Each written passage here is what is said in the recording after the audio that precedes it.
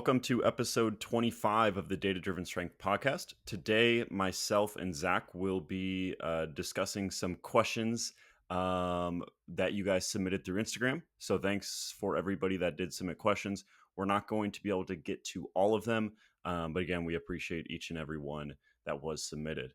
Now, it has been a few weeks since we've published a podcast. So for that reason, we strategically took some questions that you guys asked and put them first that are related to like kind of just personal updates, some things related to the academic semester and whatnot. So we have a couple questions. One's from Nate Henderson and another is from Johnny. So one of them is, hey, just give us like some personal updates and school updates. And then another one was, hey, how do you guys manage coaching and being in the lab? So Zach, I'll kick it over to you to kind of answer those questions and also update the people about what we've been up to and where our focus has been. Yeah, man. So I think, we can both, this goes for both of us. We just finished up a really busy semester in the lab, but it was, a ton of fun. Have a super great team to kind of go through that process with. And yeah, it's just been super, super fun and super busy to get through that semester of data collection. And I think we learned a lot in that process, and it's always fun to kind of reflect on that after things are over. But yeah, man, that came with, a lot of time dedicated towards stuff in the lab and everything, and maybe a little bit less of a focus on our personal training. So I think we're able to kind of maybe move the needle a little bit more to our own training for a little bit while we have a little bit of a down period with school. So as far as my training and stuff, I've been just focused on rehabbing my kind of a nagging hip. And I think we've talked about in the podcast before when I collapsed my lung, that has kind of been a longer term issue for my training. So I really took the last, semester to really aggressively do what I need to do to kind of hopefully get back on the right track as far as my training. And knock on wood, things have been going well. Pulled a conventional PR yesterday, which is first time. I felt like I've been really training in a long time, so that was super fun. Other than that, just really been varying up kind of what I'm doing, just chasing some different exercises I don't normally train for strength, overhead press, chin ups, that kind of stuff. So that's kind of what my training is looking like at the moment. As far as time management with coaching and being in the lab, I think it's just one of those things that we always talk about this, Josh. When you kind of have more on your plate, you kind of get better at time management, it seems like.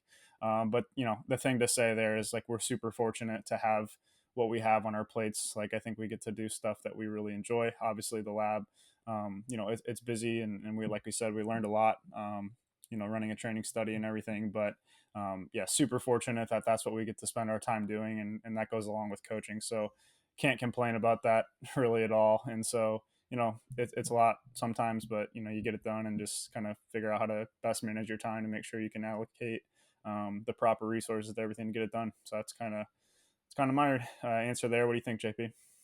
Yeah, man, like you said, I think a couple things is like, when things get busy, it's hard to it's hard to complain by any means because we get to do stuff we like to do.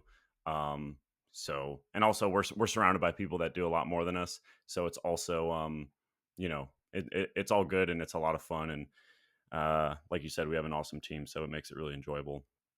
And yeah, it's been, Zach and I have been training together for the last few months pretty consistently. And I mean, there are pros and cons of not being in the heat of an academic semester. One of the factors we have to factor into the academic semester is training at 4:30, 4:45 in the morning, which is on one hand really fun, especially when you're doing so with some buddies. But it's also nice to kind of have a break from that. But nonetheless, it's been cool to see Zach kind of work back up from really ground zero with the hip stuff over the last few months. So I just to chime in real quick. I found a video yesterday. I think from September 13th when I was literally squatting 30 kilos. yeah, And I was just wild. But yeah, keep going.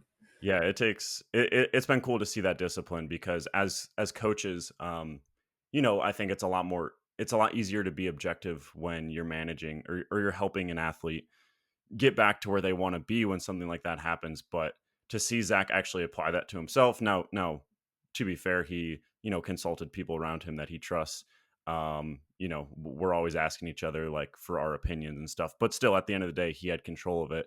He was writing his own training, and to see that discipline was really cool. Working up from 30 kilos, now to not to all-time best strength levels, but back to the Zach that is a really strong squatter. So that's been cool to see. Also, Zach is bald now, so that's pretty cool. This might be the first podcast we've recorded with bald Zach, so that's nonetheless been a welcome change. And then for myself, I took a lot of the fall period to drop some body weight, so I'm down about or at my lowest weigh-ins, about 19 pounds of body weight lost. So now slowly working back up. So I'm excited to kind of have a runway just in terms of being in a calorie surplus. A lot of my training's been focused more so on the hypertrophy side of things, and man, I've been having more fun with training than I have in a really really long time, which has been awesome. I think part of that is just the training with buddies super early in the morning when things are busy. It's a good time, right? And shifting the training focus has also been really nice. But I'm kind of getting excited about more performance related things recently, which I think is pretty natural once you get back into a surplus. So that's been a nice change of pace, and I'm excited, like Zach said, to have a little bit more energy and focus for training. For myself, like pretty sure my expenditure was touching like or my maintenance calories was touching like 3,900 in the middle of that project during the semester, just because you're on your feet all day, loading plates. Your training volume is kind of artificially through the roof. So now I've been kind of trying to figure out, okay, my maintenance calories are way down, trying to restabilize there, but nonetheless, been enjoying training, and I'm excited to have kind of this sustained surplus period. Next thing I want to say is by not now that things have settled down for the semester, it's helpful to take a step back and just kind of reflect on things. And I think the biggest thing from our experience, you know, actually collecting data is just the appreciation you get for longitudinal training studies specifically. I think it makes you much less or much slower to critique other studies. Now, don't get me wrong; you of course want to acknowledge the limitations, and because that's important for practical applications. But it's really really easy to sit there and say like, oh, well, why didn't you have a bigger sample size, or why didn't you have guys that can squat X, this amount compared to their body weight, or why was this study only X weeks long? But then you realize all of the logistical things that go into this and how hard it is. And this isn't to get a pity party for ourselves, but more so just to say, hey, when you're actually reading research, it's helpful to see it through this lens of how much goes into that, because it really really does take a village. Luckily, we have an awesome lab team that makes it totally doable and a lot of fun, but you just really gain that appreciation for research, with all the logistical considerations that go into it. Um, yeah, and then just a huge thank you to everyone for kind of how lucky we are to have really finished out 2021 really well. We had our release of individualized programming version 2.0, which went really well. Now people are kind of wrapping up their initial cycles, even moving on to their second training cycles on that. So it's been cool to see people progress there.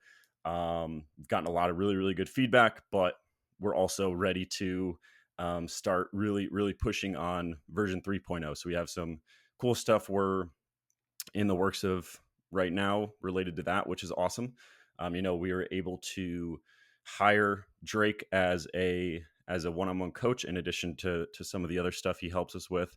So that's been awesome. So huge thank you to everyone for their support. I think people know who they are, right? I think the people we work with are all really really good people, and we're honored to do so. Also, just I feel like the team has been killing it. I think it was we're recording this on a Wednesday. I think it was Monday. There were like on that day, I'm pretty sure Jake had like 4 deadlift PRs. So that's been really cool to see. I feel like been a lot of progress recently from lifters. So it's been a lot of fun, and we're excited to kind of have this break. But then once the spring comes, we'll be ready to push again.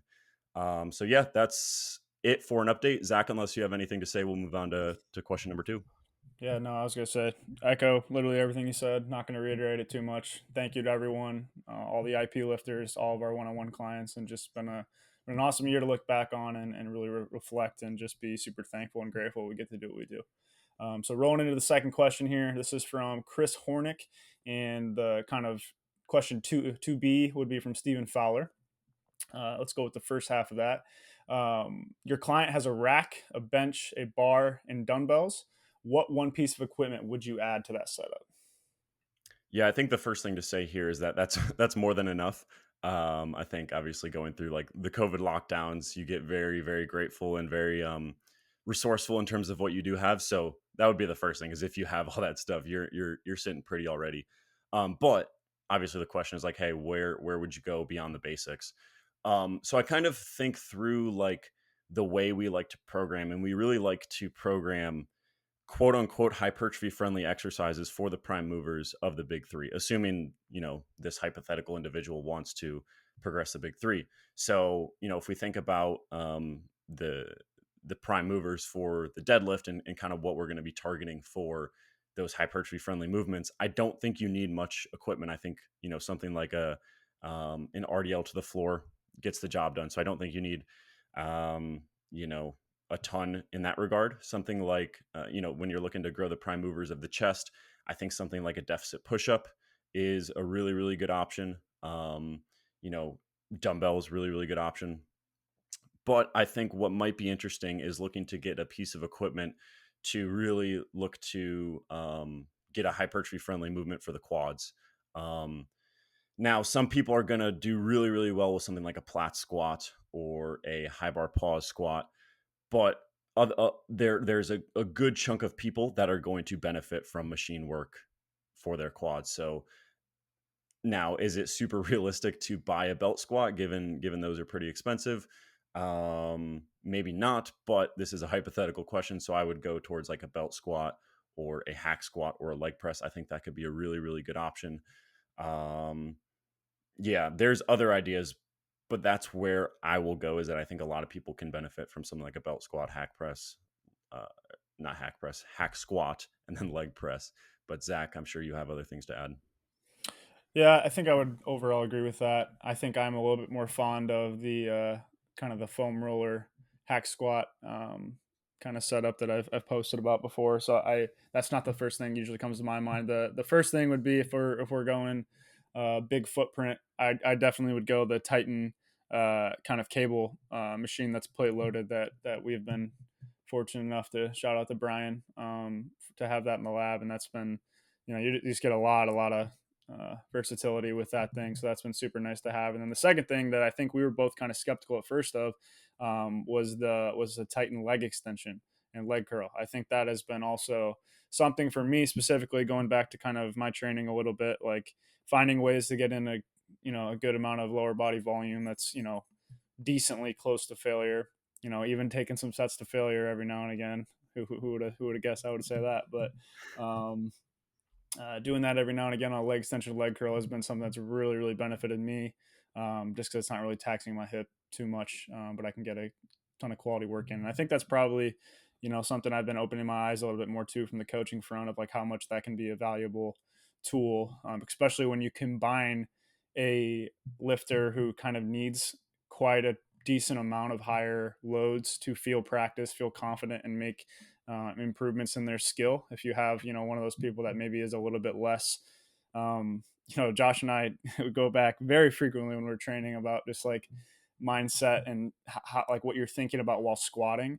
It sounds like Josh is writing like a master's thesis on the cues he's telling each of his individual toes to do while he's squatting down. And I'm just like, I don't know, man, you just midfoot and you go down. So it's amazing to me how individual stuff that is.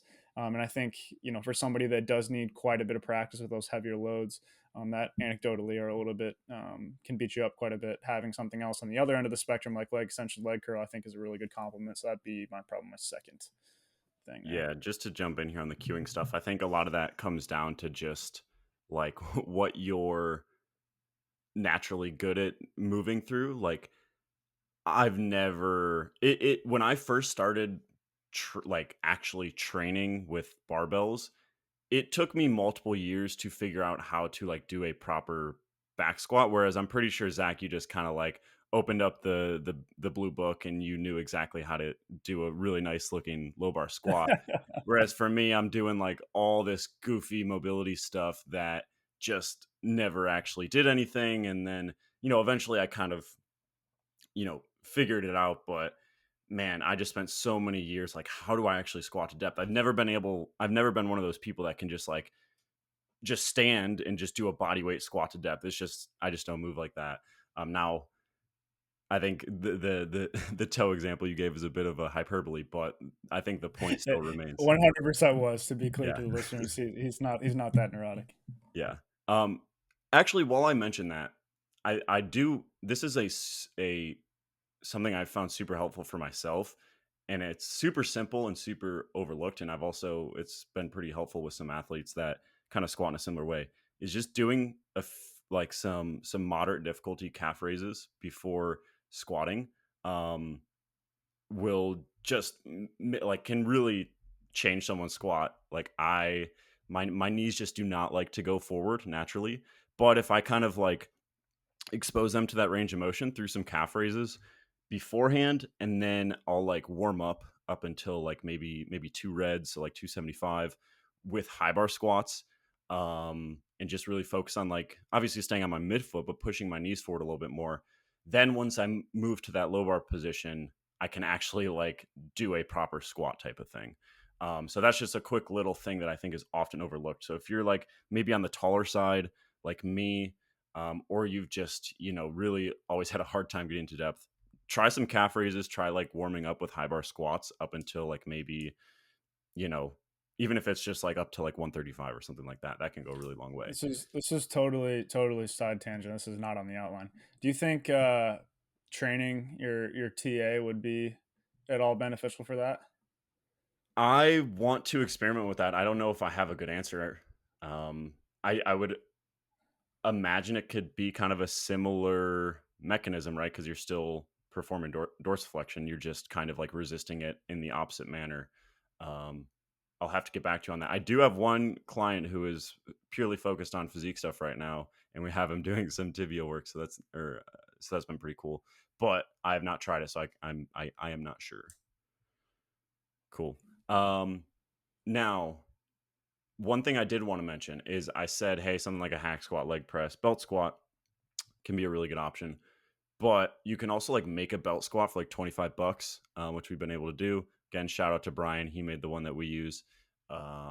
So that it can be a really, really good option if you're interested. In that way, you don't have to spend a ton of money on an actual belt squat. Actually, so we have the holidays coming up. And so I'll be seeing my brother, who we always like to train with, around the holidays and stuff. He's like, hey, man, I found this gym. They have a belt squat, yada yada. Like, how does this look for our training? I'm like, perfect. Do you know what belt squat they have? And he told me the brand, and I'm like, man, there's like I've used that belt squat before, and I still like our homemade one that's like $25 more than this like $2,000 belt squat. I'd say um, I'm blanking on the name of it. It's the big white belt squat. Pit shark, Yeah, Pit maybe. Shark. That's the only one I like more than the like $25-$30 belt squat we've made. Um, the one we've made feels very similar to I think it's the Winning Strength one. It's basically the exact same feel. Now, granted, it can be a little bit janky, but again, it's 25 or 30 bucks. So anyway, we'll move on to question 2A, which is from Stephen Fowler, who is one of our 2B, who is one of our lifters on individualized programming. And he asks, do you have any hacks for setting up weighted deficit push-ups depending on available equipment? And this is one of the exercises I mentioned for really getting a nice quote unquote hypertrophy friendly movement for the pecs. So I'll kind of kick this one off. I think you can like the first step is making sure you can get a nice deficit, right? Because that's really the primary benefit of this exercise, right? If you're using a barbell, you're going to be constrained in terms of the range of motion to some degree. If you're using dumbbells, you can typically get a little bit deeper, but not to the same extent as if you really get a nice deficit setup. Now, I will kind of mention right off the bat is this can be pretty hit or miss, whether A, you can tolerate it, and B, you get like a good feel in your pecs from this. But if you are the type of person that it kind of checks the boxes for you, I think just raising your hands up on like some bumper plates can go a really long way. Another option are those, they're not like push-up handles, but I think they're used in like CrossFit or gymnastics, that are these big thick handles, and like they basically make like a 2 or 3 foot deficit. So obviously you have plenty of room there. Another option is just like making something out of wood. So we have something that, and Zach, I'll let you talk about this because I think you helped make it, but it just allows you to kind of raise your hands up and get a nice deficit. So similar with the belt squat, if you have a little bit of woodworking skills, you can set something up really nicely. But yeah, Zach, I'll kick it to you. I mean, I think the moral of the story here for the equipment stuff is just to get friends that are handy. I think we're pretty useless. We can just say we have friends that are helpful. So as you mentioned, the originally they were made for seal rows. Those kind of stair steps. Those were made by Anis Taranda. So shout out to Anis, super nice guy. And we kind of converted those also into like kind of push up handles that we can use to kind of elevate ourselves. So like Josh said, if you can get some cheap wood to make those, that is a helpful hack there. But if I'm just thinking about walking into a gym and how can I set up weighted deficit push-ups depending on what I have available, a couple things come to mind. Bumper plates, I think you might have said that, Josh. uh, Big plyo boxes are helpful. The cheap gymnastic things that you could buy, like gymnastics handles, I think are another I thing. don't And then think they're also, cheap. I don't oh, think they're they're not cheap. really, Yeah, like there's PVC pipe, really. dude, I've never actually used them. I've seen other people use them, and I was like, oh, those are awesome. I'll just go pick up a pair. I kind of assumed they'd be like Yeah, 20, 30 bucks on Amazon. Um, at least like the ones, it might have been like Rogue or one of those, more well named, big name equipment companies. It's like a couple $100 or maybe $100. So yeah. dang. Okay, well I didn't know that, so maybe not those. But maybe you can find like just push up handles, right? Yeah, If they give you something like like that. maybe a Yeah. 2 inch deficit, something like that. Right. Yeah. Yeah, and then the other thing I was gonna say for loading, I get that question a lot. Like a thing that people often just like overlook for whatever reason. I've done it too. A backpack can put plates in it, and that's a very easy way to load yourself a little bit easier than having to balance a plate on your back. So that's an option. And then like Josh said, if weighted push-ups aren't going to work and you need kind of something that's going to slot in there, I think dumbbell bench is obviously something that's a very good option. And then also a chest press machine in which you are putting something behind you in the pad to make sure that the handles are allowing you to get an adequate stretch of the pecs there. I think that's an awesome alternative as well. So those are kind of things that come to mind for me on the weighted deficit push-ups there. Yeah, so I just looked it up. I think it's pronounced parallel bars. I might be mispronouncing that. So those can be a really nice option. Yeah, I'm just looking at Rogue right now, $150. I'm sure you can find some cheaper ones, but yeah, that's the basic idea. Backpack works really, really well. I have a couple clients that do that. Also, just getting the getting a regular plate on your back is pretty doable once you get the hang of it. You just kind of like put one hand where you're gonna actually do the push up, kind of just like grip the plate the best you can, and just kind of find a way to get it on your back, and it's not too bad. So yeah, I think we've done that one justice. Zach, do you want to ask the next one? Yep. So the next one is kind of just a concept question from DJ Dale Joseph. He just kind of wanted us to chat about the interaction between training frequency and proximity to failure. Yeah, so I think the best way, or perhaps, or hopefully the most useful way to frame the response to this question is when you're increasing training frequency. So let's say you're taking someone that benches 3 times a week and you're bumping them up to 4 times per week benching. There are like that change is going to necessitate training on back-to-back days. Thus, the acute fatigue from each training session, you probably want to be a little bit more calculated with, at least to start, especially in that transition phase. So, there's a bunch of different variables you can play with here. One is exercise selection, right? Something like a tempo bench press on one of those back-to-back days can be super helpful. That'll reduce load. maybe even adjusting grip to kind of put yourself in a disadvantageous position. So you are required to use less load. So exercise selection is one. Another is going to be exercise selection, right? Zach, I know you've posted about this before. We might have chatted about it on the podcast as well, just related to where like the muscle length at which peak tension um, seems to occur. So, if you're doing a leg extension where the peak extent, the most difficult portion is at the top, that's generally going to be, not super fatiguing. Basically, everybody's going to be able to squat the next day. So same idea with bench press, right? Maybe you kind of bias a hypertrophy slot on a day before you're going to bench again, something more towards like chest flies, or maybe you stay away from something like weighted deficit pushups that anecdotally are going to be a little bit more fatiguing and kind of give you that subjective feeling of soreness the next day. So we have exercise selection. We have like also would be related to exercise selection is like where like the muscle length at which peak tension occurs. And then lastly, which is related to this question, is proximity to failure. So I think you can kind of combine all of those, right? Because we have a good amount of research at this point kind of indicating that um, proximity to failure seems to influence the fatigue in the following 24 to 48 hours after training. Now, there's a ton of caveats here, and maybe I'll kick it over to you, but maybe we can discuss that a little bit more.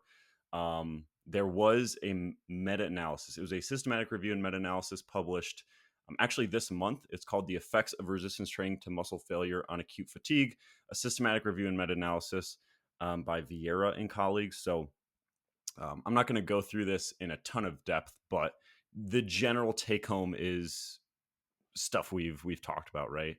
Training to failure is going to be more fatiguing from a biomechanical perspective, a metabolic perspective, muscle damage, and it seems like session RP as well. Now, there's some caveats here. I'll kick it over to you now, Zach, see if you have anything based on what I've talked about so far. And then maybe we can talk about some like individual differences in terms of proximity to failure and fatigue, and also training status and some of the limitations of the research. But we can get there if we want. Yeah, I think as just like kind of an overarching, um, if I had to make this into a principle, I suppose, I think there's probably an inverse relationship between training frequency and like the average proximity to failure, I would imagine. Now, to be clear, that is definitely going to be specific to the exercise and particularly the part of the range of motion that is the most challenging, like you said. So, like the if you have a high training frequency, so presumably based on what I said, you'd be training at like the lower end of the proximity to failure or farther away from failure. That's going to be different from a leg extension that's challenging at a very short position versus like a squat. Like that could be like a 7-8 RP for a leg extension versus the squat. Maybe it's a little bit lower. So like keep in mind, I'm not saying that it's a blanket statement there, but in general, if you're training at a higher frequency, you're probably going to want to manipulate the proximity to failure in inverse to that. And the same would go for somebody who maybe has to have a very low training frequency. Maybe they can't get to the gym as much, and they're trying to pack in as much stimulus into those sessions. That's probably an application in which I think training very closer to failure is something that we would definitely advocate for and have in our toolbox. So that's kind of the blanket statement there. But coming back to your kind of talking points on the meta analysis there, yeah, it's like something we talk about quite a bit. One thing I was keep in mind, and something that I would be curious to hear your thoughts on too, Josh, is that while we have a decent amount of evidence when they do these acute studies that training to failure, usually independent of training volume, seems to be disproportionately more fatiguing. One thing that always comes back to my mind is just how the habituation effects of consistently doing that probably are going to play a pretty major role.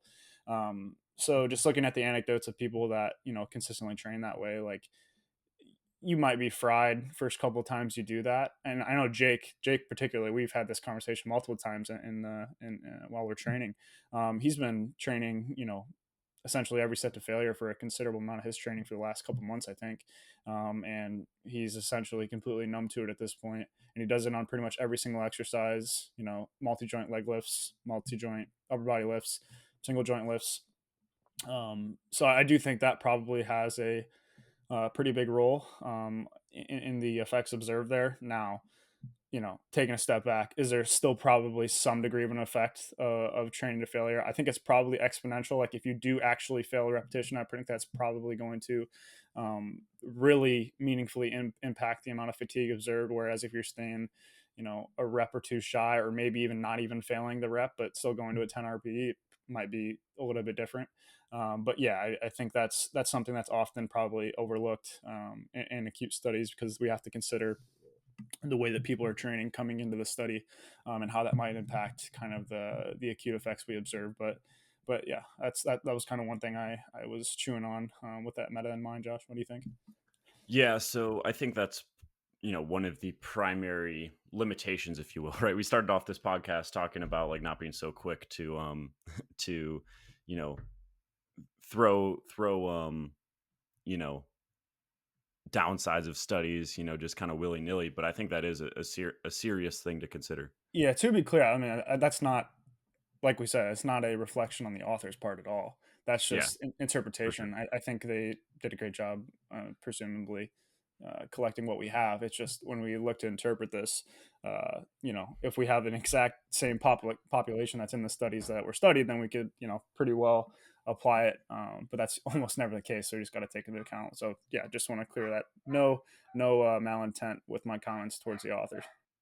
Yeah, absolutely. So, looking at this meta analysis, so they included 12 total studies, but they did four different meta analyses. So, I honestly think that with this body of literature, it's probably best to just kind of look at the individual studies and see what, and just kind of interpret it that way. I think the meta analysis is super helpful, but, I think there are times when a body of literature is developed enough to do a meta-analysis, but not quite like just a ton of studies. It's almost better to look through things, on an individual study basis. um, in this case, I think it is interesting that if you compare studies on untrained versus trained subjects, there doesn't seem to be like a night and day difference in terms of kind of the effects on acute fatigue. So what I mean by that is, they did some subgroup analyses in the study, or in this meta-analysis, and it wasn't like, hey, we only see these greater this greater acute fatigue in the untrained subjects. Now there were some like, there were some standard mean differences that were smaller uh, in the trained studies, right? When you kind of just isolate those, but again, we still see this effect in the studies using trained subjects. Now, from a practical perspective, there are a couple of things. The first is, hey, when we say trained in research, that might not be trained in terms of the people we work with, or people that are going to primarily look to apply this. Also, like Zach said, the type of training they were doing before, it's highly unlikely that a lot of these trained subjects were training to failure consistently before that, or maybe even really close to failure. And I think probably the biggest thing is, from a practical perspective, I don't think many people are really advocating for training to failure, at least when it comes to strength training. For hypertrophy, that might be a little bit more contentious, but when it comes to strength training, we're probably more interested in, hey, should we hang out around higher RPs, RP 789, or can we get away with and potentially have some downstream positive effects from maybe slightly lower RPEs. But from a practical perspective, my current kind of stance is just that individual differences are going to be greater than any like rule of thumb we can say about a given archetype of individual in terms of training status and training history. I have some lifters that I can have them bench to RP9 5 times a week. But on the other hand, using myself as an example, our Titan leg curl, we can set it up so that you get a really, really good stretch at the top. It feels great in the moment, but I can't train my hamstrings for another week and a half because they're so dang sore. And that's pushing it to like 2 RAR, which on a leg curl is it's pretty close to failure, but I might kind of bias training those to failure or RP9. So I just think the individual differences are absolutely massive here. And I don't think like I still think the directionality is true that hey, training closer to failure is going to be more fatiguing, but individual differences are absolutely going to override that. That's kind of my thoughts on this meta-analysis and the practical application. Zach, do you have anything to add there or no? Okay, last thing I want to say is I think it's pretty common to hear people say that like training status is going to like impact this relationship between proximity to failure and fatigue. I think that does make sense to some degree, but I've also seen in practice the other, like the opposite effect. So when when you're using like higher objective loads, I think I've almost been able to lean into kind of our low fatigue strategies a little bit more in cases like that. So that's the last thing I want to say is I see where people are saying that hey, as you become more trained, maybe you can train closer to failure, and because the effects of proximity to failure on fatigue might be less. But I've actually seen the opposite in some instances, which I think is just important to point out. And also, again, individual differences are going to override any general claims we can make on this area. So Zach, unless you have something to add, I'll kick the next question to you. All right, next question here is from Joel Schwartz. We got a few questions related to this, so we wanted to chat about it on this episode. Um, I'm not going to read this question from Joel verbatim, but I'll just kind of get the gist of this, and then Zach, I'll pitch it to you to kind of start to answer this question. So Joel asks, at various points in a series of articles on the RTS website, Landon Hickmont offers a critique of low RP backoffs. So we can loosely define this as like sub RP5. Um, Obviously, there's a little bit of additional context worth discussing there, which I'm sure we'll get into. But we can use that as a loose definition for now. His primary reason for this is because low RP work prioritizes early rate of force development, while late rate of force development is more important for powerlifting. At first glance, this seems kind of at odds with the low interset fatigue approach that we've talked about in the past. Joel does a great job of saying it probably is easy to overstate the difference, which definitely agree. Um, but he said I'd be interested to hear your take. And yeah, Zach, before I kick it to you, the articles are up on the RTS website, which we definitely recommend checking out. We haven't gotten a chance to read through the entire course, so we're just kind of going off of what's in those articles there. So we definitely want to say that right off the bat of this could be further clarified um, at other points in that course. But Zach, I'll kick it over to you to kind of kick off the response to this question. Yeah, man. I think the first thing to acknowledge here, this discussion is definitely in the weeds here with dealing with minutia. Um, when we read the articles, I agree with the vast majority of information that Landon discusses in the series, and like you said, I'd highly recommend checking out the courses on the RTS website if you haven't, and read the articles as well. At the end of the day, here we're probably going to have some slightly different perspectives on some of the topics, but that's because we don't have conclusive data yet in this ongoing discussion of topics that we don't have conclusive evidence on is what keeps this stuff fun, and obviously we're always open to changing our minds. So with that kind of clarifier out the gate there, it's probably important to kind of summarize what rate of force development is, and kind of maybe arguments on both sides of the fence of why it could or could not contribute to 1RM strength, I suppose. So super simply, I think rate of force development can be described as the ability or the speed in which you can reach maximal force production. So mathematically, this would be just like a change in force over a given time interval. And then, when we're talking about early versus late rate of force development, that's just going to be different time intervals that you're considering. Um, in terms of an argument why it could contribute to 1RM strength, although a 1RM is not a time limited event. So like when you do a 1RM deadlift, the judges on the platforms aren't sitting there with stopwatches to make sure that you're completing the 1RM repetition within a given time interval. So that's not the case. Despite that, there is a rate in which you probably need to meet before you start fatiguing yourself. and you need to meet the maximum force production necessary to lift a given load and get past the sticking point. So that's theoretically why it could be important. We've talked about it before. There's a theoretical argument that increasing rate of force development might allow you to get past the sticking point more efficiently. Again, that's a speculative argument when we'll go through why that is for the rest of the discussion here, but that's a theoretical case why it could matter. Now, on the other side of the aisle, there is some evidence to like suggest increasing isometric force production doesn't always necessarily come with an increase in rate of force development at different intervals. So what that could mean is that rate of force development is just a completely differential adaptation to maximal force production, and the two are kind of not totally related.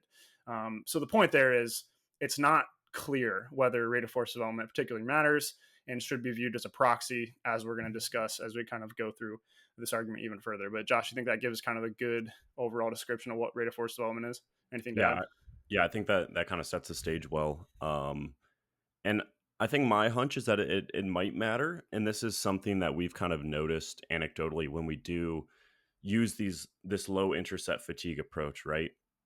Is like just kind of anecdotally, people seem to like be a little bit bouncier, or they kind of seem to just feel a little bit more athletic, feel like they can produce force a little bit quicker. So like during the initial COVID lockdowns, I would like go play basketball at the park, and I remember that when I was and I would play basketball at the park by myself. But I remember when I was in like a lower intercept fatigue phase, I just felt like I could kind of like jump a little bit higher. My rim grazing was a little bit more impressive.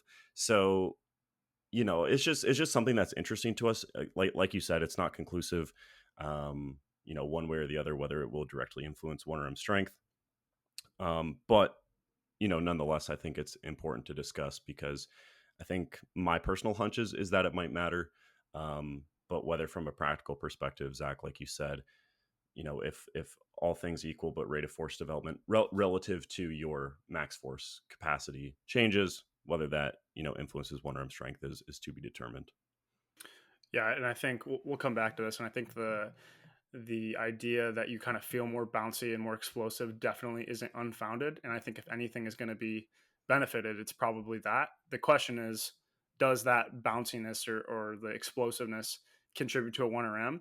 And like we said, not conclusive. But the other thing I'll say on the front end here before we kind of dive in, um, who's to say that doesn't matter from a confidence perspective too? And that maybe Mhm. just come from, ex athletes primarily speaking. Like that is Yeah. usually something you care about.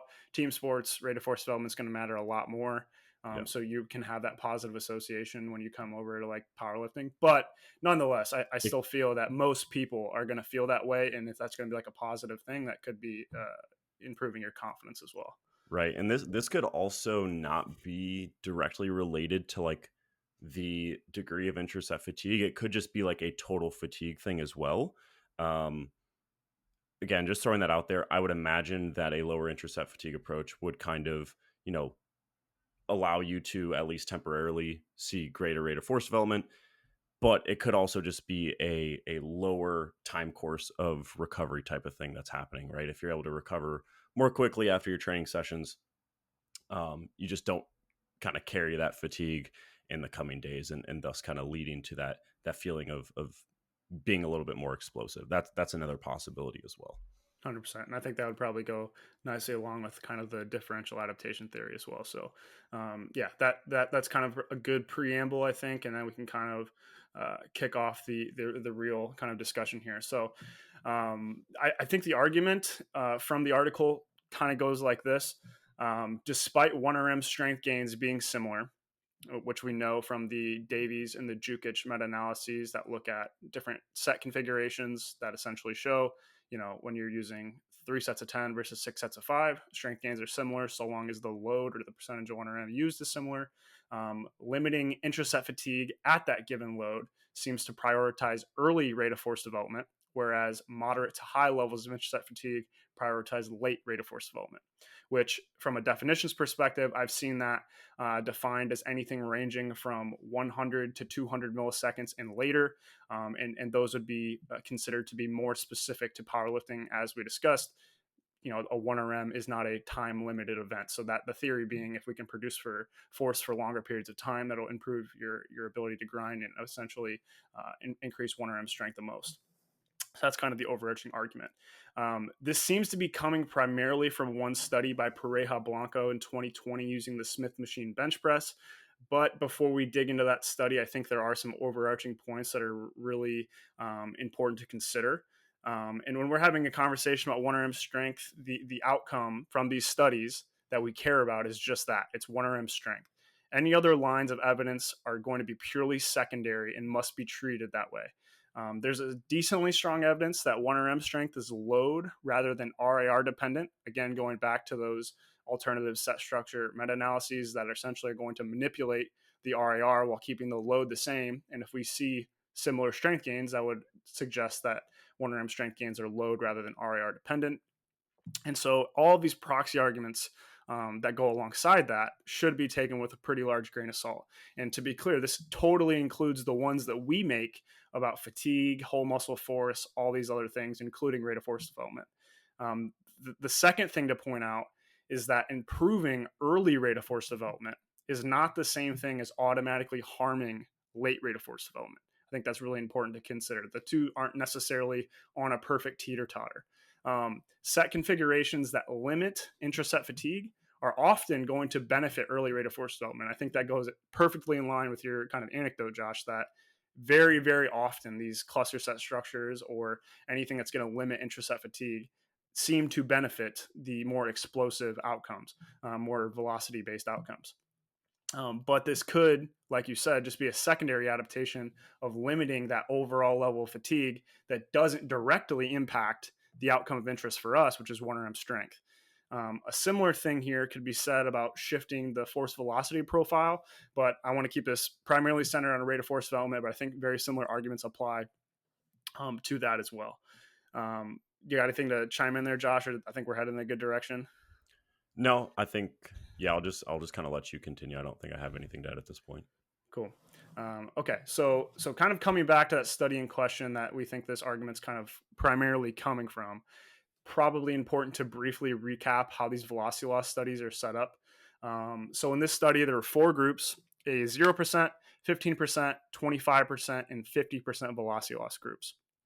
All of these groups perform the exact same number of sets, but the reps per set are determined whenever they reach their specific velocity loss threshold.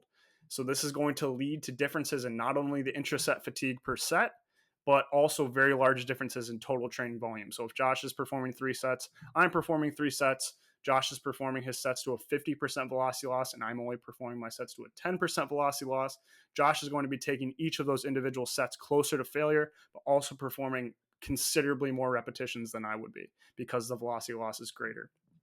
And in this exact study, the difference between the 0 and the 50% velocity loss group resulted in an 85% difference in total training volume. So this is important to note out because we're not able to specifically isolate the variable of intraset fatigue because of this difference. Now, if the difference in volume were smaller, I think it'd be less of a concern. But even between the 15 and the 25% velocity loss groups, there was 30% more training volume in the 25% group. With these groups only benching 6 sets per week, that's probably going to be practically meaningful in my eyes. So I think that's something we definitely have to take on the front end, that we are not able to isolate the variable of interest, which is intraset fatigue, and that total training volume variable, which is important in a ton of other areas throughout the literature, is not able to be controlled. So going into the results that they actually observed, it's important to note there was no group by time interaction found for the latest 2 intervals examined. So that'd be 200 and 400 milliseconds. And the p-values there were 0.74 and 0.59 respectively. However, there was one significant group within group interaction for 400 milliseconds in only the velocity loss 25 and velocity loss 50 groups. So it's important to note here, though, that only observing a significant change within 1 or 2 groups is not the same thing as a significant difference between groups, which, again, those were not observed. There's only significant changes within 2 of the groups, but not significant differences between groups. But with that being said, as we often discuss as well, p-values don't always tell the whole story. So it's probably important that we take a look at some effect sizes as well, as a p-value could be non-significant, but there could be a meaningful difference demonstrated by the effect size.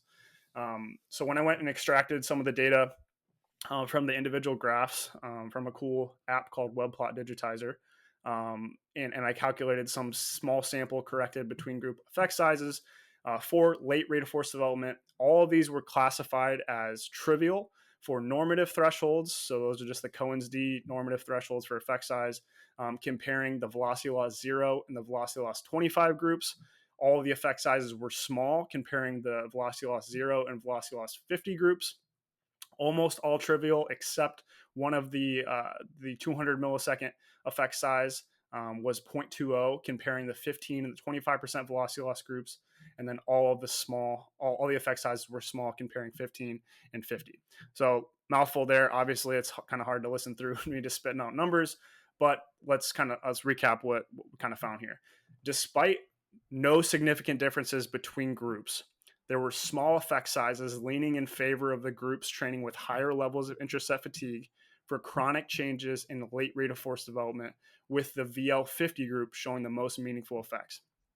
Now, again, coming back to what we discussed, it's important to note that from this design, we cannot tell if these differences are from the differences in intraset fatigue or from the training volume or some combination of both.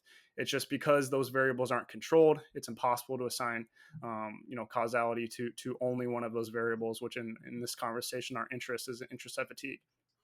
So, we got one study here, but we need to go into all the other research on this topic to hopefully get a better holistic picture, and kind of look at things from a larger perspective. So I went and found all the other research I'm aware of that kind of looks at modulating different levels of intraset fatigue and changes in late rate of force development, again, defined anywhere from 100 to 200 milliseconds and later. And I found 7.5 studies. I say half a study because one of the studies was published twice at 2 different time points. So one study had essentially the outcomes up to 12 weeks, and I think the other one was up to 20 weeks. And importantly, all of these show no significant differences between groups, and even some of the effect sizes actually lean in favor of the group training with lower intraset fatigue when the mean data was available, like I said, which wasn't always the case. So going briefly through the few studies that we do have here, we kind of have 2 groups of studies. One that do equate the relative training volume, which kind of rectifies the problem that we talked about with the original study by Pereira Blanco, and then a second group of studies that do not equate relative training volume, which would have a similar problem, meaning there's multiple variables that are uncontrolled, which makes it difficult to assign causality to the effects observed. Okay, so 4 studies that do equate relative training volume. We have a paper by Nicholson in 2017 that featured one group training at an average velocity loss of 8.61%, and then another group training at 40.3%. There were no significant differences in late rate of force development. This one was a little bit unclear of like how late the interval was. I believe it was up to 200 milliseconds, but I'm not totally sure on that one. But the results stated there were no significant differences in the rate of force development that they observed.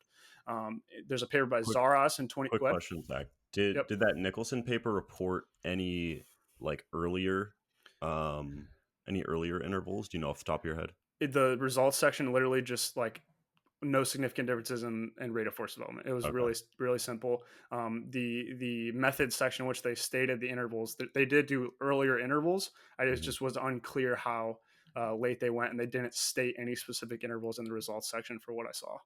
Gotcha. So I'll let you continue here in a second, but I'm just curious because you've done all the dirty work at understanding all these different intervals and looking through all these papers. Are you pretty confident in saying that like a lower intraset fatigue approach indeed would benefit early rate of force development, and thus you're really only focusing on this argument regarding the later intervals? Yeah, in general, I would say that's definitely the case. Okay, Like if anything, cool. limiting intraset fatigue would benefit early rate of force development. Right. However, I think that's probably less relevant to the discussion here, and B, I didn't look at that quite as closely, to be honest. I'm Okay. just getting that from looking at the kind of secondary outcomes of some of this stuff and reading the results section that was mentioned a few times, but also Yeah. the cluster set meta-analyses that we have generally show the more velocity related outcomes, which early rate of force development would probably be considered one of those, generally Yeah. do favor the set So structures that limit intraset fatigue. right. So when you say like velocity related outcomes, something perhaps like a counter movement jump, for example, uh that's going to see a pretty dramatic benefit from an increase in early rate of force development. But hopefully, kind of pointing that out gives additional context why, as you go through these studies, you're kind of focusing on the interval you did, and also that's what the question was kind of focused on. Yep, 100%. And like we said earlier, I think it was important to come in on the front end to say that benefiting early rate of force development is not the same thing as harming late rate of force development automatically. So if we kind of take it at face value that, the set structures or the protocols that are limiting intraset fatigue on average are probably going to benefit early rate of force development more so than something that's training really close to failure, then uh, we should see if that kind of relationships is true, then late rate of force development should decrease if anything, but that's just not what we see. So that, I think that's a important thing to note as well. So kind of hopping back into the studies here, another one that was relative volume equated was a paper by Zaros in 2021. No significant differences in small effect sizes in favor of the inner repetition rest group, which would limit intraset fatigue at 100 and 200 milliseconds, but not quite at the latest interval at 250 milliseconds. Then there was two other papers that used a within subject design, so that is important to note. One could kind of toss these to the side because of the cross education effect that is seen when you're kind of using a within subject design. Some of those neuromuscular adaptations could transfer to the other limb, making it difficult to know some things about how the protocols impact the adaptations we're interested in. Although I would, as somewhat of a counter, say it probably remains to be seen how this is kind of impacting things when both limbs train. So with that grain of salt noted, I wanted to include them just because they did measure everything that we're interested in here. So there's a paper by Iglesias Soler in 2016 and a paper by Anderson that recently came out in 2021. And both of these also showed no significant differences. Coming back to the papers that were kind of looking at the two intervals of the same data, it's a paper by De Silva and a paper by Cador. This paper was in older adults, so that's an important limitation to note there, but they showed no significant differences at 250 milliseconds of duration of the contraction. Coming back to the studies that did not equate relative training volume, we have the first paper here was by Pareja Blanco, this time in the Smith machine squat, with no significant differences in rate of force development at 150 milliseconds, although here no mean data was provided. Then we have a paper by Carroll in 2018. No significant differences once again, with a small effect size in favor of the group limiting intraset fatigue at 150, but not quite at 200 milliseconds. Coming back to the data with De Silva and Cador, there was another group that didn't equate relative training volume. So they had one that did, one that did not. And there were no significant differences at 250 milliseconds there either. And so going through all that stuff there, again, once a mouthful, we basically have one out of these 8.5 studies that have that are showing that higher levels of intraset fatigue benefit late rate of force development, but cannot, that study importantly can't eliminate the confounding effects of uncontrolled training volume. Again, in the 0 and 50% groups, there was an 85% difference in training volume. In the 15 and 25% groups, there was a 30% difference in training volume. One thing to note, though, is that study did examine the longest duration, which was 400 milliseconds. But looking at the overall picture of the evidence here, I don't think that we can be confident that that's going to be the case throughout. Basically, I would want to see that every single time in all these studies, or not every single time, but a majority of the time, the later periods should be favoring the group training closer to failure, even if the earlier ones are not. And that just doesn't seem to be the case. In general, there's no significant differences, and sometimes there are effect sizes that actually favor the group's training with less intraset fatigue. So coming back to kind of wrap this whole thing up, I think from my perspective, the thing that is going to be the most potent for increasing late rate of force development, if we do in fact think that is going to benefit 1RM strength, is just producing maximal levels of force for long periods of time. And the thing that's going to do that is lifting very heavy loads that require long repetition durations despite maximal effort. So that's really just a bunch of flowery language to say the reason we want the reps to take a long time is because we're lifting super heavy weights. And so that's going to be low intraset fatigue if you're doing a single, because by definition, you're doing one rep, but that's going to require high RPEs as well. That's why, coming back to the original premise of the question, low intraset fatigue and low RP are not the same thing. And I think that's one thing Josh and I will absolutely hold our hands up and say we've learned a lot about how to communicate our ideas on this topic. And that's something we probably would change, is that low RP, there's a reason we initially communicated it that way, because we felt that was easier for people to understand. And it was just a little bit more tangible for people to apply to their training.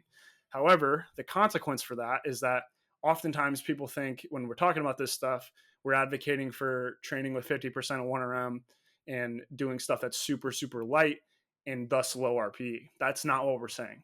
What we're saying is to take a given load, which for 1RM strength, more often than not, that's going to be heavier biased rather than lighter. And you're going to use that weight in a set configuration that limits intraset fatigue so that you can more consistently lift heavy weights, because the adaptations that are going to maximize 1RM strength in general are going to be specific to lifting those heavy weights. That's all really what it all comes down to, is we want you to lift heavy weights because that's going to provide the specific adaptations to what we ultimately want, which I think that's what we agree on. I think is ultimately what it comes down to. To get good at lifting these heavy weights, that's what you have to regularly do. And to some degree, like I said, this is going to increase the baseline RPE, but doesn't necessarily require intraset fatigue. At the end of the day, after that piece is kind of in place, what you do with the back off or the volume work to support the heavy lifting that is ultimately the foundation of the program is going to be somewhat up to personal preference, and probably should be dictated largely by your individual response to training.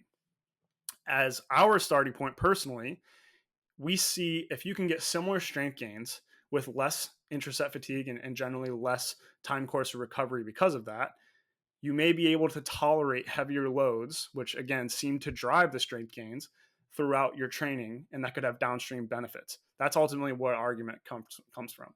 We have those exposures to those really heavy weights. We get all the adaptations to associate with that. And then it's how can we configure the back off work to support that foundation of the program? And in our perspective, if we can do that with limiting intraset fatigue, staying a little bit farther from failure with a given load, and allowing us to come back to those heavier exposures fresher and being able to push those even more, that seems to make sense. However, as we've discussed in other podcasts, I think in the absence of a setup in which you're going with kind of the top set back off approach that we often advocate for, because anecdotally it seems to work well, and we think we can make some decent arguments that it's a good way to set things up. There absolutely could be reasons to include some higher intraset fatigue work. I think that's going to allow you to feel what it's like to shift the loading demands under high RPEs. And again, in absence of a top set that is going to create a similar environment, that may be a really, really good application. I think we've discussed that before. But ultimately, to kind of wrap this up, I think that proxy arguments like rate of force development, like whole muscle force and fatigue, like we discuss, should be taken with a grain of salt, and we have to focus on the outcomes that are actually of interest, in this case 1RM strength. We have the data to suggest that manipulating set structure doesn't really seem to change strength gains, so everything else from there is largely going to be dictated by personal preference and going with stuff that makes sense in the overall scheme of your training. So Josh, I was long-winded there. You have anything to wrap that up? Anything to add? No, I think that was really well said. Maybe I will just quickly underscore some things that I think are really, really important to point out that you did cover. I think the first thing that I think is important to underscore is the difference in the intervals between the kind of the primary paper in question, with late the late interval being 400 milliseconds, whereas some of the other studies were more so like 200 milliseconds type thing being the late interval. So again, like this could change over time as we perhaps get more data at later intervals, right? That's totally a possibility. That's the first thing I want to point out. The second thing is, again, going back to that primary Pareja Blanco study, is that we have the 1RM data in that study. So I think that's like our bias would be to just focus on that because we have it anyway. Don't get me wrong. In the absence of that, we definitely, look at some outcomes that might have a either an indirect or a direct influence on the variable that we actually care about. But that's not the case in this study. So don't get me wrong. I think it's interesting to consider. But we have the 1RM data. But again, like that study wasn't volume equated as you outlined, and a lot of this velocity loss research isn't volume equated. Now, we personally take the stance of, I think that specific study was 6 sets per week for all groups. Um, that hey, only 6 sets per week, and the groups doing lower velocity loss did even less sets, or excuse me, less volume than the higher velocity loss groups going closer to failure. If anything, we feel like they're at a disadvantage, and they see um, either similar or sometimes even greater strength gains than the higher velocity loss groups. To us, that's kind of like a win-win type of situation. But at the end of the day, that variable isn't fully isolated. So that's always worth considering. And that's always like something that we can't be totally certain about. Now, we do have that Anderson paper from 2021 that was volume equated. And that was a within subject design. So, I think that's kind of an indication that, even when volume is equated, these are kind of the outcomes that we see. So again, there's this issue of study design and the exact intervals we're looking at. And I just kind of wanted to underscore that.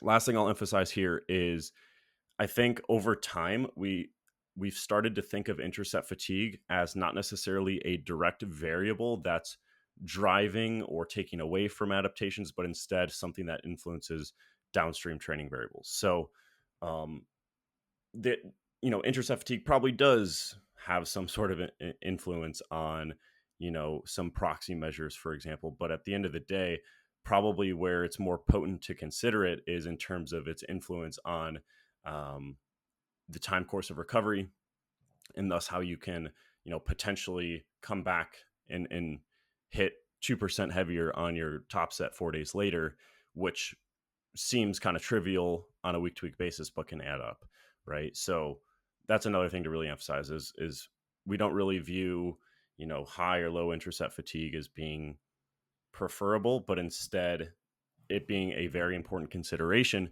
because it literally influences every other training variable, which of course volume, frequency, intensity, all that stuff is vital for program design. Yeah. But yeah, man. Just to comment on that a little bit, I think that's like the immediate thing that comes to my mind that I think I'd probably do differently if I could, is kind of like the post that we made, like where we're kind of like plotting the force under the curve and stuff like that. Like I think um, those concepts make sense, but like you said, the way that we have kind of framed how we think about this has changed over time to more so be you want to get the intraset fatigue permissive to the other things that you want to do. You want to make it organized so that we can, when we're trying to maximize 1RM strength, again, lifting those heavy weights that take long repetition durations despite trying as hard as you possibly can. Like that's the name of the game, and how we see intraset fatigue factor into all this, because it's going to affect how much volume you can perform. It's going to affect the exercise selection that you can use. It's going to affect the amount of heavy lifting that you can do. It literally just impacts everything, like Josh said. So getting that to be generally lower is probably going to allow us to take advantage of some of the variables that probably more directly contribute to the outcome of interest. And I think that's ultimately the best way to think about it, rather than it necessarily being way better, like Josh kind of said. Cool. I think we've done that justice. Again, we this is a small point. This is just, we got asked about it. We kind of wanted to cover it. Um, you know, I think that clarification in terms of the difference between low RP, right? The question specifically had sub 5 RP in there. Is like, that's not really what we're talking about. It might manifest in doing some sets with 6 or 7 RIR, not super often, right? Because if you're using 85%, that's almost impossible. But hopefully that adds a little bit of clarity. We look forward to seeing more on this. Maybe we're totally off base, and maybe more research will come out that is says what kind of we outlined there is totally wrong. But this is kind of where we're at right now. So Zach, unless you have something to add, I'll ask you the last question. Is that cool? Cool. So this one comes from Connor. So it just asks us to compare and contrast the minimum effective dose for hypertrophy and strength.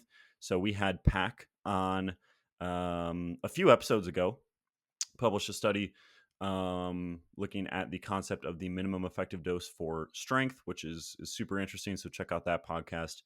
But he's also asking about the minimum effective dose for hypertrophy. and kind of the differences when it comes to that adaptation. So, man, this is something that I've been thinking quite a bit about recently. Now, these are some half baked ideas here, ladies and gentlemen. So definitely strap yourself in and take this with a massive grain of salt. Um, I think, like you mentioned, we had Pac on. I think he did a great job and has been doing a great job on social media as well, kind of outlining um, the minimum effective dose for strength. I think that's relatively clear. It's probably less than you think.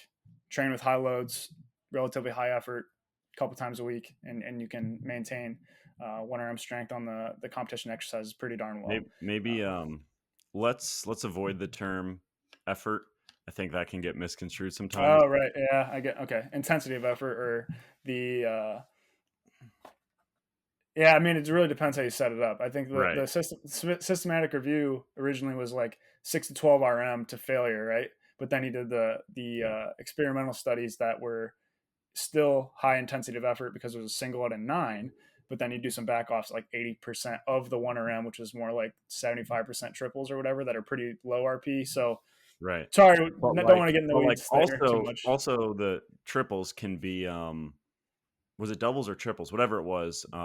Triples. Those should be high effort, Yeah, in yeah, the yeah. sense Right. that, yeah, which, Go through that real quick. Go through that because that's yeah, important. yeah, I think, and again, Zach noted times where we haven't been perfect with our communication, and where some things could be open to interpretation, or perhaps be interpreted in a way we didn't intend, which is nobody's fault but our own, and that is specifically related to the term effort and what exactly that means, right? Um, I think where we stand right now is everything should be high effort in the sense that you are trying to produce maximum force into the barbell. Um, Obviously use common sense there, but like no repetition should be like coasting through. Everything should you should produce maximum force into the barbell and train with maximum concentric intent. But some people also think of effort in terms of RPE, which I think we're trying to get away from, and we're trying to just say that um, there's this variable called proximity to failure, which overlaps a lot with interset fatigue, and that might have downstream effects in terms of how you can set up your training and maximize adaptations. Um, so RPE and effort are not the same, at least how we should say it, or at least how we would describe it at this time. Yeah, I think it's just easier to separate um, RP RAR. Honestly, like I think that's the thing that clicked it for me is like RP is like that Borg scale. Every single rep should be a 10. Like you're trying as hard as you possibly can with every rep, but that doesn't necessarily result in 0 reps in reserve just because you're trying as hard as you can. So hopefully not going too far in the weeds there, but yes, high effort in the sense that you're trying as hard as you can, but not necessarily high effort in the sense that we're always recommending you train to failure for the minimum effective dose. Okay, strength done. Go listen to Pac's podcast, much more eloquently described than we just rambled there for 5 minutes. But going to the hypertrophy stuff a little bit, like this is where I've been I've been thinking about this a little bit, and like I said, there's some half baked thoughts that I'll need to read more and critique myself a little bit here. But one study that gets thrown around a ton, and I've done it too, is this Bickle study, right? So the Bickle study was like a very long term training study for relative to what we normally get, and it showed that for younger individuals, I believe they were able to maintain muscle mass with like 1/9 of training volumes and continue to increase it, I think, with like 1/3 of initial training volumes. That could be wrong there, but I believe that's what's coming to the top of my head. So you'll see that like very commonly, kind of talked about. And again, I think Josh as well both mentioned this study, great study. But one thing that is an obvious limitation that's always mentioned alongside this is the training status of the people. Obviously, they trained throughout the study. That was a pretty long-term training study. I can't recall exactly how long, but based on all of our anecdotal experience, somebody that just starts training versus some of us that have been doing this for a long time, it just doesn't seem like the same dose would maintain adaptations. So one secondary kind of line of research that I think helps us kind of look at this a little bit is some of the tapering stuff that's been coming out recently. Um, Dr. Kyle Travis recently published his dissertation out of ETSU that looked at some of this. Now, some of this is kind of somewhat conflated with like muscle swelling, right? Like if you're tapering, that could be part of anything that's going on, any fluid shifts or whatever. But if I recall correctly, there were some decreases in fiber size that were relatively meaningful from tapering. That was like a powerlifting style taper. And that was relatively short in length, like 3 weeks, I think, was the kind of the overall tapering period. And yeah, man, it went down. So like to me, that is in stark contrast to this other stuff we have of like 1/9 to 1/3 is able to maintain adaptations pretty well. Um, I don't know if that's the case for pretty well trained people. The people in Kyle's study were pretty well trained, and so that just makes me open to questioning the idea that that little is the dose necessary to maintain adaptations. Definitely not saying I have a number in mind. I don't know what that would be. One study, relatively short, not designed to answer that question particularly. It's just some research that I think is interesting to consider when you do have this taper. And I think this has been in some of their case studies as well, like the really long term case studies. Usually in the tapering period, there is a loss of muscle size. And I think the weightlifting one as well. But the point is, um, yeah, I don't know. I just think that's something to consider. And maybe the minimal effective dose for hypertrophy, particularly for trained people, is a little bit higher than is usually given credit. Um, but definitely half baked thoughts, like I said, open to more data on that. That's particularly designed at the questions. And then you also get into like very minimal concerns of like, okay, if whole muscle size doesn't go down, but fiber cross sectional area does that matter for what we actually care about in terms of the way our physique looks? Stuff like that. There's a lot of stuff that I need to think all the way through. But I would say people that kind of are interested in this topic, go take a look at some of the tapering stuff that's been done and just kind of open your mind to that it may not be as rosy as little is doing as 1/9 of the volume. Now, to be clear, I definitely think it's less than what is Right. needed to make progress. I think that's absolutely the case just based on anecdotal experience, but I don't know if it's as bare bones as what is sometimes portrayed even by myself occasionally. Yeah. I don't think I have anything to add when we got this question, or I think we've talked about this in the past, just privately, of like, hey, we're a little skeptical of some of those numbers that have been thrown around. Not that they're not that they're wrong or people misinterpreted the research or anything like that. Just anecdotally that perhaps, hey, if you have someone a little bit further along in their training, that might not apply to the same degree. And then I never put that together with the tapering research. So I think that's, again, just something to keep an eye on. And maybe you want to hedge your bets a little bit higher than some of those general recommendations if you have the time, right? If you're just trying to maintain, you probably have other stuff going on. But if Which possible, go for Yeah, it. I think another thing that adds like more into the conversation is like we've been talking about resensitization quite a bit. Um, that might make that question even more complex because like we were kind of under the interpretation that oh dude, if you can maintain or even slightly gain on super low volumes relative to what you were doing, like that seems to be like, man, let's bring it down, hopefully resensitize to some degree, whether mechanisms there somewhat unknown, and then hopefully get that rate of gain back up a little bit. But if we have to actually dig down, actually decrease muscle mass a little bit in order to elicit those effects, now I think the resensitization kind of conversation gets a little bit more complicated, and then we have to start to see, okay, even though we're actively losing muscle mass for a little bit of this period when we're resensitizing, does that lead to a higher peak, like we always discuss, as opposed to just getting to the same spot in which it's just kind of not really doing anything for you. So yeah, I don't know. I just think that's a interesting area to keep an eye on, and definitely Yeah. something I'm excited to read more on. Yeah, last thing I'll say is from a practical perspective, what I kind of lean into when we maybe want to take like a minimum effective dose approach, or we want to take even a maintenance approach, right? We just want to like make sure we don't lose any muscle mass. I'll really lean into novelty. I think there is something there just in terms of novelty and like that increasing the hypertrophic effects of a given number of sets. You look like you're about to say something. I just think like that I have thought about that a lot, and like originally I could never really think about like why novelty would matter. And then we started talking more about the most challenging portion of the range of motion, muscle Yep. length, all that kind of stuff. And I think, again, in my mind, it could be a case could be made. Those are little mini resensitization phases that are occurring if Right. those tissues aren't being stressed in the same way. So like it just puts a little bit more of a tangible reason for me, like why that would be a case, rather than just saying, "Yeah, dude, you just got to do different exercises." You know what I mean? Like that Yeah. never really clicked for me until pretty recently. Yeah, for sure. So I mentioned that, my personal training has been more so on the hypertrophy side of things recently.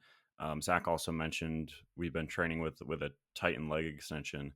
Um, Now, granted, there's the confounder of less body fat while I was in a calorie deficit, but dude, my rec fem grew for sure, and it's because I wasn't training leg extensions before. I also noticed some pretty. I also am pretty sure my lateral delts grew a good amount because I basically swapped all my dumbbell lateral raises for behind the back cable lateral raises and kind of set it up so that the failure point is at the initiation, so kind of more so in, I don't want to say a long muscle length, but longer than a dumbbell lateral raise. um and again, it could just be that less body fat, you can see some things that you weren't seeing before, but just subjectively, even in the absence of changes in training volume, leaning into novelty can really be helpful. And in the case of, hey, we're going to take a minimum effective dose or a maintenance phase, hey, maybe get some low hanging fruit in terms of adaptations or hypertrophic outcomes that you might not get at that same level of volume if you were to keep doing the same exercises. So yeah, that's where my head's at, and I think that kind of makes sense given the general timetable of exercise science research in general. So yeah, we will wrap it up here. Thank you for tuning in to the Data Driven Strength podcast. If you've made it this far, we would greatly appreciate if you could go to the iTunes or the Apple podcast app and just quickly rate and or review us. Takes a couple seconds and it's genuinely appreciated. So yeah, and if you can share it with a friend or two, that'd be much appreciated as well. Thanks so much for tuning in and have a great day.